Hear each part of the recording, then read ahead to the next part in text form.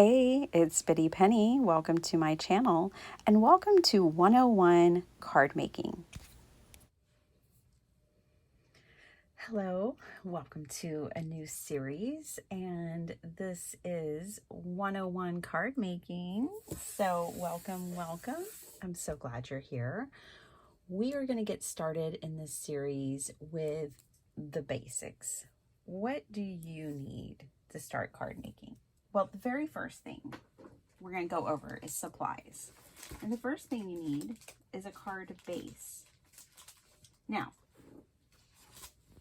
you can buy pre-made card bases where you can get a size that you want to work with. So you can buy 5x7 bases that are already made at, like Hobby Lobby, Michael's, and probably other places.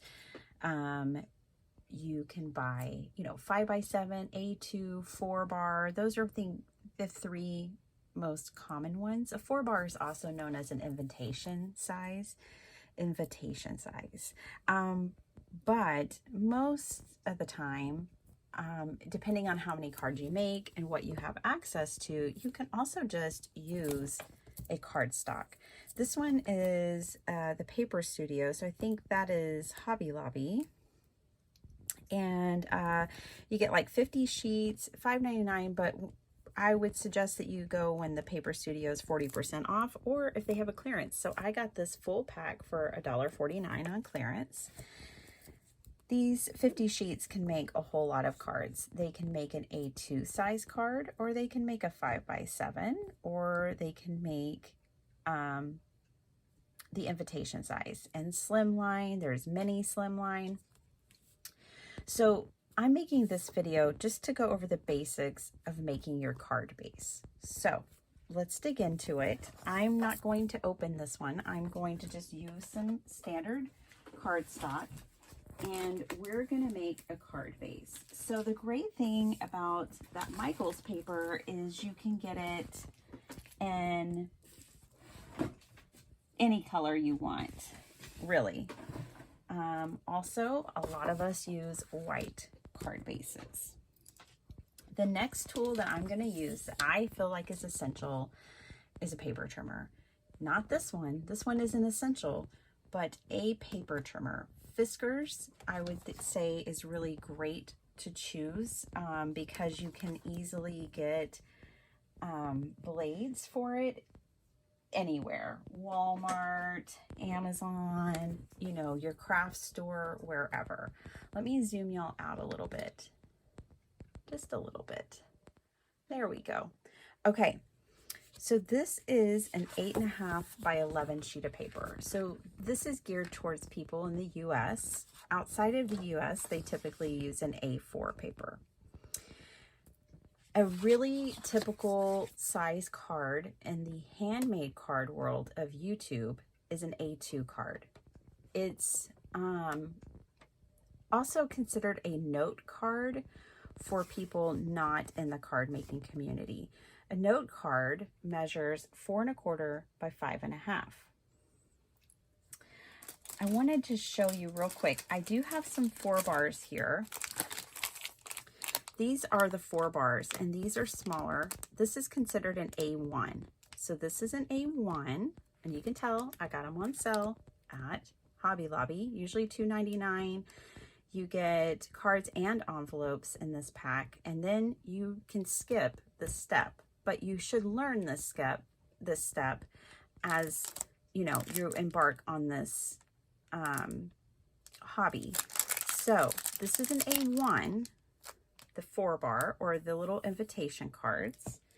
This, the one I'm about to show you, is called an A2, and it's what most people make. And I think that they make it because everybody else makes it, to be honest. So it's easy to replicate sizes and designs. Also because you can get 2 card bases from 1 sheet of paper. So you can make your card bases in 2 ways. This measures 8.5 by 11. If you cut on the 8.5 side and you cut it at 4.25, then that is a card base. all you have to do is then score it in half. This paper trimmer is from Spellbinders, and it has a scoring blade and a cutting blade. I really like that because I can easily, like in this example, score my card base. So I'm gonna measure at 5.5 because this is 11 inches long. So I'm gonna score at 5.5. And what we just created was what we refer to as a top folding card a lot of the times, but there's no reason why you can't also fold it from the side like this if you want a landscaped folded card. Okay, so when you cut your paper like this, you're going to get 2 top folding cards. Okay, so 5.5 on the 11-inch side, and we score. This is not cutting, this is just scoring. And scoring is just creating that line there for you so you can easily fold and crease your card. Now, another tool that I think is really essential would be what we call a bone folder. It's made of plastic, this one is. You can also get Teflon ones. If like, I wouldn't rush out to get a Teflon bone folder until you know this is something you want to do. These work perfectly fine, and you may never want a Teflon. I don't mind these at all. So you can get these in lots of different shapes and sizes and really inexpensively. Okay, so now with that one sheet of paper, we've got 2 card bases. This is a good little card. It's considered a note card or an A2. Let's make an A2 the other way as well. So not only can you make what we call the top folding, but it can also be a side folding. Just keep that in mind. But you can make it another way. So on the 11-inch side, cut your paper to 5.5. Okay. Again, we get 2 even sheets. So we're going to have 2 card bases. We're going to put this in my trimmer, and I'm only going to score at 4.25. Because 4.25 and 4.25 is 8.5. So this should be on the 8.5-inch side. This card base is probably what you're really most used to. Any store-bought card you've been given or that you've bought has always been this format, right? So we just, in the handmade world, get 2 options. Okay, so I've used 2 sheets of paper and I've gotten 4 cards already. All right, so 4.25, I'm gonna score again on the 8.5-inch side. And that one sheet of paper gave me 2 A2 card bases, okay? So that is the A2. Now, I prefer 5x7. And so let me show you how I cut my card bases. This paper trimmer extends out with this arm so that I can get, unfortunately, a lot of trimmers, so I can get a full ruler. A lot of trimmers don't cater to 5x7 card makers. They cater to A2 card makers. So they only go, 6.25 inches, and that is the one unfortunate thing about being a 5x7 card maker. Okay, so on the 8.5-inch side of the paper, I am trimming this to 7 inches. And now this is a strip that you save because you can stamp on this, you can stamp greetings and sentiments and all kinds of things. And that way you don't have to use a full sheet of paper when you just want to stamp like a thank you or a hello or with sympathy. You can save your cardstock for your card bases and not use it for those small things that you're going to want to stamp and put on your cards. So save these strips. They're very handy. So now we have a piece that's 11x7. We're going to turn and cut it to 10. Okay. And again, save that. Okay, so now you have 2 strips that you can use for all kinds of things. On the 10-inch side, we're going to score it 5 inches.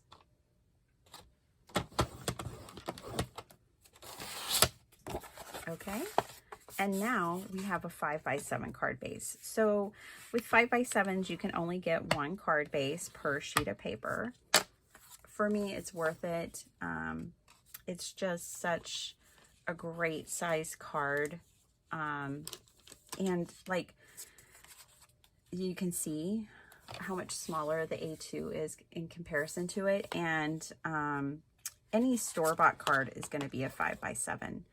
So I think I especially got into 5x7 card making when I went over to a family member's house at Christmas, and I had sent them an A2, and it was the smallest, tiniest little card on their mantle. All their other cards were 5x7, and I had my little bitty A2 up there, and I was like, let me rethink this. But all I had done was gotten into this hobby through the YouTube rabbit hole, and A2 is what you see the most of. So I was unaware, but I figured it out. That is the most basic card bases, okay? There are others. There are slimlines and there are mini slimlines. The slimline fits in a number 10 envelope, and the mini slimline fits in a 6 3/4 envelope, is the way they're most of the time described. I don't make slimline cards. You can research that and find your information for that on any other channel that you want. Mini slimlines I do make, and I like to make those 6x6, and I like to use 6x6 paper for that.